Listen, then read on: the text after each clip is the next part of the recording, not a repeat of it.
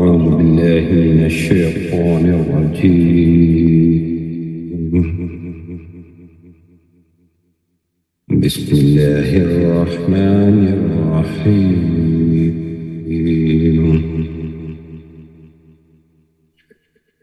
هو الله الذي لا إله إلا هو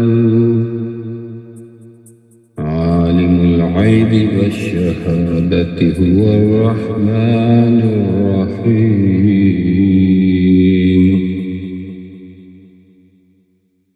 هو الله الذي لا إله إلا هو الملك القدوس السلام المؤمن المهيمن العزيز الجبار المتكبر سبحان الله عما يشركون.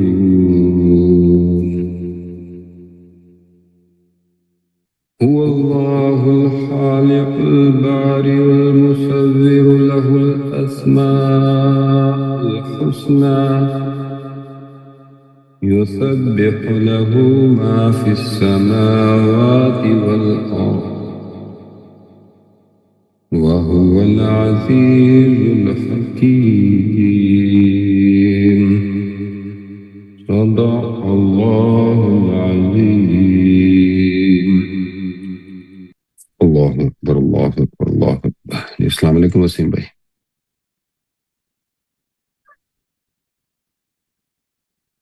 وعلیکم السلام. ہاں جی جی ناصر جی. صلی اللہ علیہ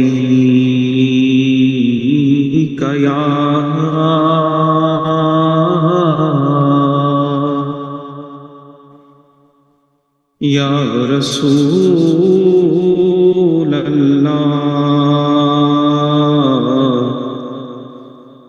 وسلم علیک یا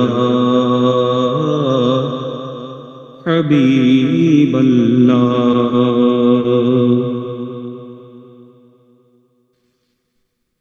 ہے کلام الہی میں شمس الضحیٰ تیرے چہرائے نور فضا کی قسم. ہے کلام الہی میں شمس الضحیٰ تیرے چہرائے نور فضا کی قسم. قسم شب تار میں راز یہ تھا کہ حبیب کی زلف دوتا کی قسم. قسم شب تار میں راز یہ تھا کہ حبیب کی زلف دوتا کی قسم. تیرے خلق کو حق نے عظیم کہا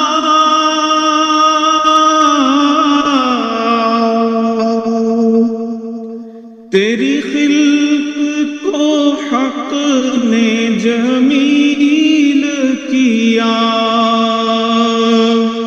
تیری خلق کو حق نے جمیل کیا.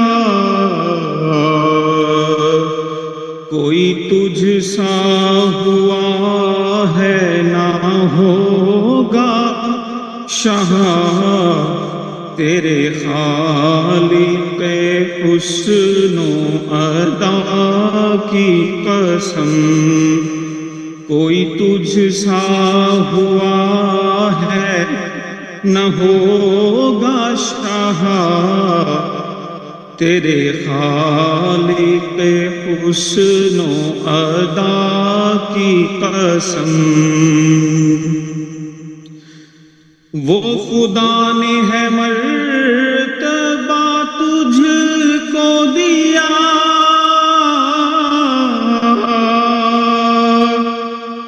न किसी को मिले न किसी को मिला, न किसी को मिले न किसी को मिला, के कलाम मजीद ने खाई शहा, तेरे शहरो कलाम बका की कसम, है कलाम इलाही में शम्सुद्दुहा, तेरे चेहराए नूर फ़ज़ा की कसम, कसमे शब-ए तार में राज ये था कि हबीब की जुल्फ़े दोता की कसम।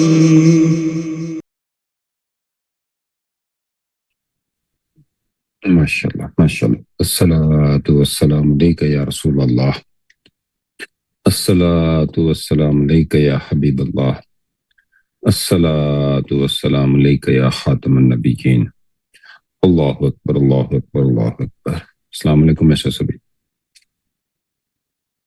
वालेकुम अस्सलाम रहमतुल्लाहि व बरकातुहू। Yes. Bismillahirrahmanirrahim. Salatu wassalamu alayka ya Rasulullah. Allah Akbar.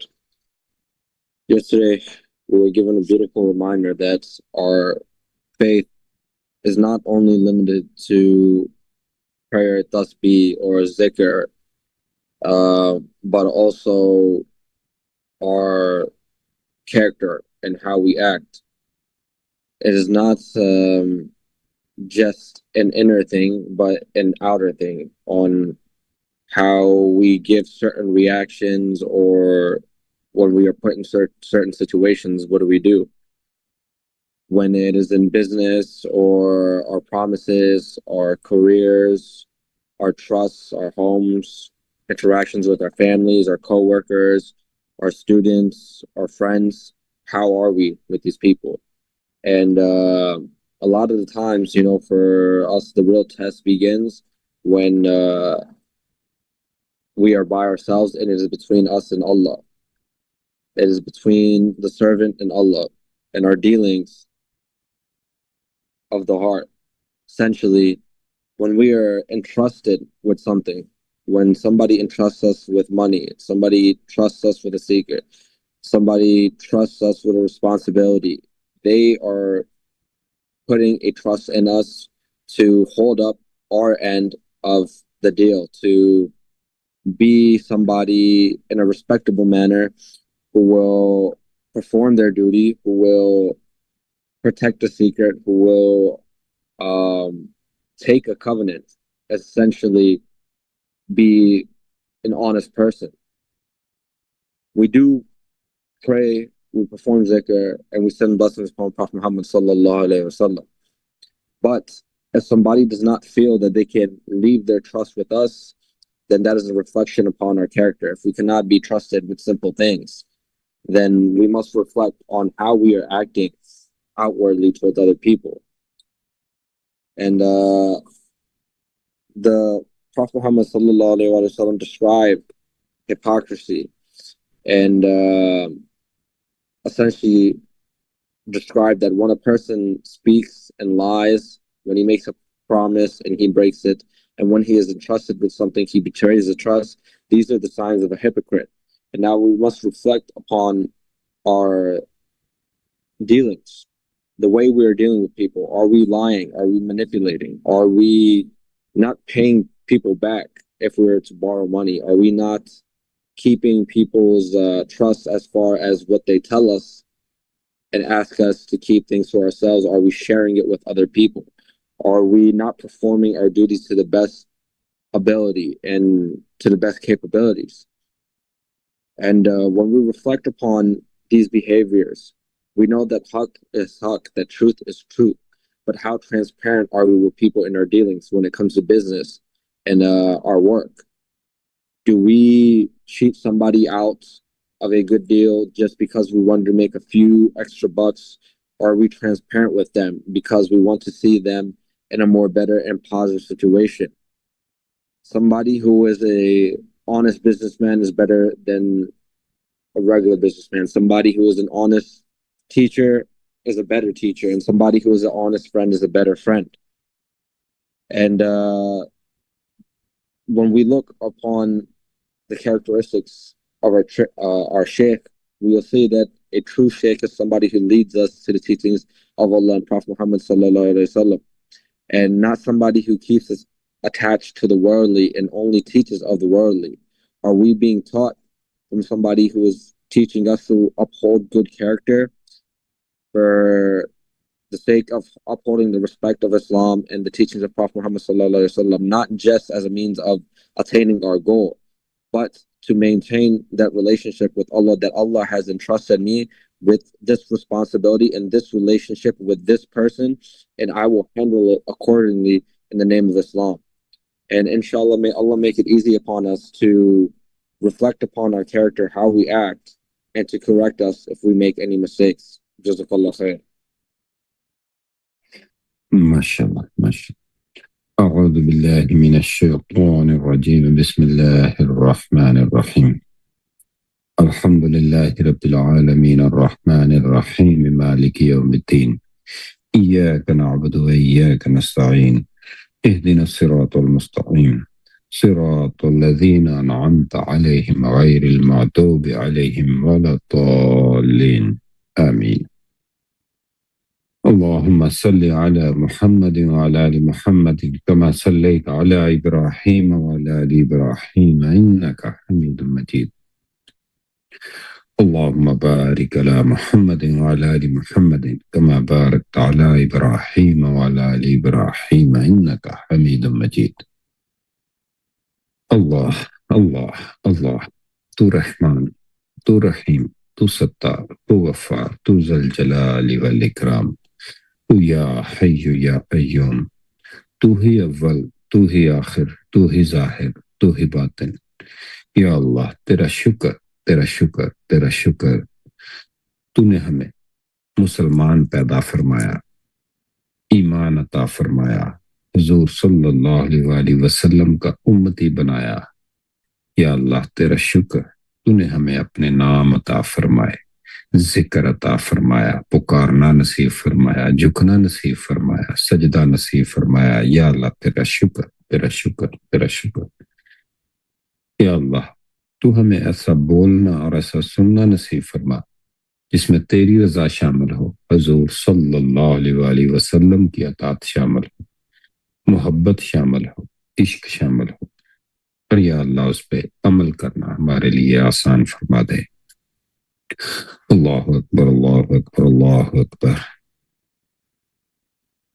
آج سورہ حشر کی آخری 3 آیات کی تلاوت کی گئی. ان آیات میں اللہ تعالیٰ اپنے بہت سارے مبارک نام اور صفات بیان فرماتے ہیں، لیکن اگر ہم صرف ان ناموں کی ایک فہرست سمجھ کر پڑھ جائیں تو شاید ان کا وہ اثر ہمارے دل تک نہ پہنچے جو اللہ ہم سے چاہتا ہے. ذرا ایک چھوٹا سا منظر اپنے سامنے لائیں. رات کا وقت ہے، ایک شخص بستر پہ لیٹا ہوا ہے، موبائل ہاتھ میں ہے، ابھی ایک پیغام آیا ہے، کاروبار میں نقصان کی خبر ہو سکتی ہے، ڈاکٹر کی رپورٹ ہو سکتی ہے، بچے کے بارے میں کوئی پریشانی ہو سکتی ہے، کسی رشتے میں مسئلہ ہو سکتا ہے. پیغام صرف 2 لائن کا ہے، مگر ذہن نے اگلے پورے 2 سال کی پوری فلم بنا کے رکھ دی۔ اگر ایسا ہو گیا تو کیا ہوگا؟ میں کیا کروں گا؟ میرا مستقبل کیا ہوگا؟ جسم بستر پہ ہے لیکن ذہن 100 جگہ بھٹک رہا ہے۔ پھر اگر اس لمحے کوئی اس انسان سے صرف ایک سوال کر دے جس مسئلے سے تم ڈر رہے ہو، کیا وہ تمہارے اللہ سے بڑا ہے؟ شاید یہی سورہ حشر کی آخری 3 آیات کا ہمارے لیے سب سے خوبصورت پیغام ہے۔ پہلی آیت، جسے تم نہیں جانتے اللہ اسے بھی جانتا ہے۔ وہ اللہ ہے جس کے سوا کوئی معبود نہیں، وہ غیب اور ظاہر سب کو جاننے والا ہے، وہ نہایت مہربان بہت رحم فرمانے والا ہے۔ ہماری پریشانی کا بڑا حصہ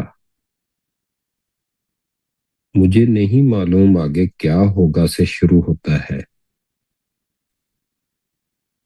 لیکن یہ آیت کہتی ہے تمہیں نہیں معلوم مگر اللہ کو معلوم ہے۔ تمہیں نہیں معلوم کل کیا ہوگا، اللہ جانتا ہے۔ تمہیں نہیں معلوم اس بند دروازے کے پیچھے کیا حکمت ہے، اللہ جانتا ہے۔ تمہیں نہیں معلوم جس چیز کے نہ ملنے پہ تم رو رہے ہو، شاید وہ مل جاتی تو کیا نقصان ہوتا، اللہ جانتا ہے۔ اور جو جانتا ہے وہ صرف عالم الغیب نہیں، اسی آیت میں الرحمن الرحیم بھی ہے، یعنی تمہارا مسئلہ جس کے علم میں ہے وہ تم سے بے نیاز تو ہے مگر تم سے بے رحم نہیں ہے، بڑا رحم فرمانے والا ہے۔ کتنا سکون ہے اس بات میں۔ اور دوسری آیت، جب دنیا بے قابو لگے تو یاد کرو بادشاہت کس کی ہے۔ کبھی ہماری زندگی میں حالات ایسے ہو جاتے ہیں کہ محسوس ہوتا ہے سب کچھ ہاتھ سے نکل رہا ہے، کاروبار میرے قابو میں نہیں، بچے میری بات نہیں سن رہے، رشتے میرے قابو میں نہیں، لوگ میرے بارے میں کیا سوچیں گے، یہ میرے قابو میں نہیں۔ اور قرآن آ کے کہتا ہے المالک، اصل بادشاہ وہ ہے۔ تمہارا کام ہر چیز کو کنٹرول نہیں کرنا، اپنا معاملہ مالک کے حوالے کرنا ہے۔ پھر فرماتا ہے سلام، سلامتی دینے والا۔ ہم سکون لوگوں سے مانگتے ہیں، مال سے مانگتے ہیں، حالات سے مانگتے ہیں، قرآن کہتا ہے سکون کا اصل سر چشمہ السلام ہے۔ پھر المہیمن، نگرانی اور حفاظت فرمانے والا، یعنی جس وقت تمہیں لگ رہا ہو کہ کوئی تمہارا خیال نہیں رکھ رہا، اس وقت بھی المہیمن تمہارے اوپر نگاہ رکھے ہوئے ہے۔ پھر الجبار، اس نام میں بھی عظمت ہے، اقتدار ہے، اور ٹوٹے ہوئے کو سنبھال دینے کا مفہوم بھی ہمیں اللہ کی قدرت کی طرف متوجہ کرتا ہے۔ اس لیے کبھی دل ٹوٹ جائے تو یہ مت سمجھنا کہ اب کچھ نہیں بن سکتا۔ جس رب نے دل بنایا وہ دل کو دوبارہ جوڑنے پہ بھی قادر ہے۔ پھر تیسری آیت، جس نے پہلی بار بنایا وہ دوبارہ راستہ بھی بنا سکتا ہے۔ وہ اللہ ہے، پیدا کرنے والا ہے، وجود بخشنے والا ہے، صورت بنانے والا ہے۔ ذرا اپنے آپ کو دیکھیے، ایک وقت تھا جب ہم دنیا میں تھے ہی نہیں، نہ ہمارا نام تھا، نہ گھر، نہ کاروبار، نہ رشتے، نہ ہماری کوئی پہچان۔ اللہ نے ہمیں عدم سے وجود دیا، اور آج اگر ہماری زندگی میں کوئی راستہ بند ہو گیا ہے، ہم کیوں سمجھتے ہیں کہ اب نیا راستہ نہیں بن سکتا؟ جس نے تمہیں وہاں سے بنایا جہاں تم کبھی بھی نہیں تھے، وہ تمہارے لیے وہاں سے راستہ نکال سکتا ہے جہاں تمہیں کچھ بھی دکھائی نہیں دے رہا ہوگا۔ یہی تو الخالق پہ یقین ہے۔ پھر فرمایا، تمام بہترین نام اسی کے ہیں، شاید اسی لیے ذکر کی محفل میں اللہ کے نام لینا صرف ثواب کا عمل نہیں، اپنی سوچ کو دوبارہ اللہ کے ساتھ جوڑنے کا عمل بھی ہے۔ جب خوف آئے یا مومن، جب دل بے چین ہو یا سلام، جب راستہ سمجھ نہ آئے یا حکیم، جب کمزوری محسوس ہو یا عزیز، جب دل ٹوٹ جائے یا جبار، جب رزق، مستقبل یا کوئی نئی صورت نظر نہ آئے یا خالق، یعنی مسئلہ وہی رہ سکتا ہے، لیکن اللہ کی پہچان بڑھ جائے تو مسئلے کے سامنے کھڑا انسان بدل جاتا ہے۔ اور یہی ان 3 آیات کو شاید سب سے بڑا عملی پیغام ہے۔ اپنی پریشانی کو بار بار مت گنو، اپنے رب کا نام گنو۔ ہم اکثر اپنی پریشانیوں کا بار بار تذکرہ کرتے ہیں،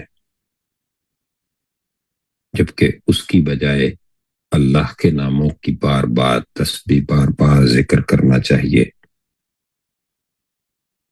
مسئلے کو دیکھو ضرور، لیکن اس کے بعد اپنے آپ سے پوچھو، میرے اس مسئلے کے سامنے اللہ کی کون سی صفت میرے دل کو سنبھال رہی ہے؟ جیسے جیسے انسان کو یہ بات سمجھ آتی چلی جاتی ہے، تو پھر قرآن تو ہماری روزمرہ کی زندگی کو اور اس سے گزرنے والے ہر حالات کو اور ہر انداز میں رہنمائی فرما رہا ہوتا ہے۔ جیسے پہلی آیت میں ہے، جو کل تم سے پوشیدہ ہے وہ اللہ سے پوشیدہ نہیں، اور وہ تم پہ رحمان اور رحیم ہے۔ جب زندگی بے قابو لگے تو یاد رکھو، اصل بادشاہ، محافظ، سلامتی دینے والا اور طاقت والا صرف اللہ ہے۔ جس خالق نے تمہیں پہلی بار وجود دیا، وہ تمہارے لیے ناممکن جگہ سے نیا راستہ بھی پیدا کر سکتا ہے۔ اور دعا ہے، یا اللہ